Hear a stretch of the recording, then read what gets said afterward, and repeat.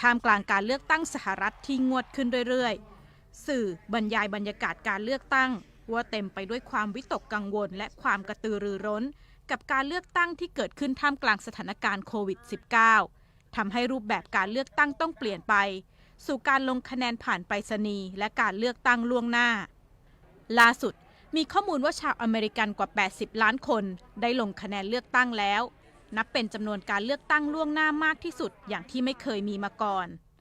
การเลือกตั้งครั้งนี้ยังนับเป็นครั้งแรกที่สัดส่วนชาวอเมริกันผิวขาวลดน้อยลงที่สุดแม้สัดส่วนผู้มีสิทธิเลือกตั้งเชื้อสายเอเชียจะไม่ได้เปลี่ยนแปลงมากนักแต่หลายคนที่ติดตามการเลือกตั้งครั้งนี้อย่างใกล้ชิดมองว่านี่จะเป็นการเลือกตั้งที่กำหนดอนาคตสหรัฐเมืองลอสแอนเจลิสรัฐแคลิฟอร์เนียพื้นที่ฐานเสียงของเดโมแครตนับเป็นพื้นที่ชุมชนคนไทยที่ใหญ่ที่สุดในสหรัฐมีคนไทยและคนอเมริกันเชื้อสายไทยมากกว่า 80,000 คนไทย PBS ได้พูดคุยกับเจอรี่เรเบิลประธานกลุ่มคนไทยในอเมริกาเลือกไบเดนที่ได้ลงคะแนนล่วงหน้าไปแล้วมองว่าการเลือกตั้งครั้งนี้มีความสำคัญกับคนไทยในอเมริกาอย่างมาก One of the reasons is the issue of immigration. Many Thai Americans came to this country for the American dream. They came here pursuing a better life.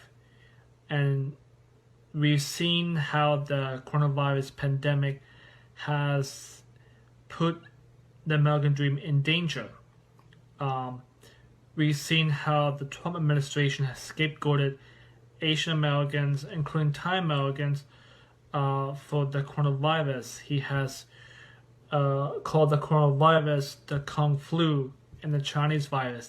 And that is basically dog whistling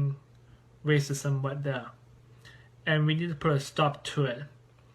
And many of us work in the service industry, and many of us have been laid off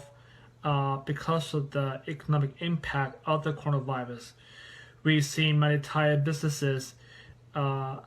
having to shut down or having to reduce staffing, and because of that, many Thai Americans have been laid off, and they're struggling right now. There is a lot.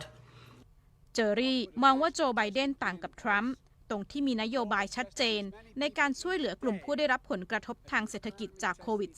-19 โดยเฉพาะกลุ่มเชื้อชาติต่างๆกลุ่มผู้มีรายได้น้อยคนในภาคบริการที่ครอบคลุมเรื่องที่อยู่อาศัยรวมไปถึงระบบประกันสุขภาพแม้ชนกลุ่มน้อยชาวอเมริกันมีแนวโน้มลงคะแนนให้กับผู้แทนจากพรรคเดโมแครตแต่ขณะเดียวกันก็มีคนไทยจำนวนไม่น้อยที่สนับสนุนและลงคะแนนให้โดนัลด์ทรัมป์ด้าน VOA ไทยติดตามเสียงของผู้มีสิทธิเลือกตั้งเชื้อสายไทยในอเมริกาบางส่วนเคยสนับสนุนเดโมแครตแต่ในครั้งนี้ตัดสินใจลงคะแนนให้ทรัมป์รัฐบาลทรัมป์ครั้งถัดไปเนี่ยที่พี่เลือกเพราะว่าเรื่องภาษีคือพี่จ่ายกันเยอะมากแล้วก็หลังจากที่ทรัมป์ขึ้นมาเนี่ยภายในปีแรกเนี่ยภาษีของพี่ลดไปถึง 30% แล้วอันเนี้ยมันเป็นภาษีสำหรับ small business ไงคะซึ่งแบบพี่มี small business ของตัวเองที่เป็น government contractor ซึ่งอันเนี้ยมันช่วยกันได้เยอะเลยแล้วพอได้หักภาษีคือเงินที่พี่มีพี่ไปทำอะไรพี่ spend มันก็กลับไปที่ใช่ไหม economy ใหม่ขณะที่คนไทยบางส่วนที่มีสิทธิ์เลือกตั้งตัดสินใจไม่ไปใช้สิทธิ์เพราะมองว่าเป็นเรื่องการเมืองสหรัฐไม่ส่งผลต่อชีวิตประจำวันของเขามากนักนอกจากมุมมองของคนไทยที่มีสิทธิ์เลือกตั้งปฏิเสธไม่ได้ว่าไม่ว่าทรัมป์หรือไบเดนจะมานั่งเก้าอี้ประธานาธิบดีสหรัฐในอีก4 ปีข้างหน้าย่อมส่งผลกระทบต่อนโยบายต่างประเทศของสหรัฐต่ออาเซียนและไทยชลันทร โยธาสมุทร ไทย PBS รายงาน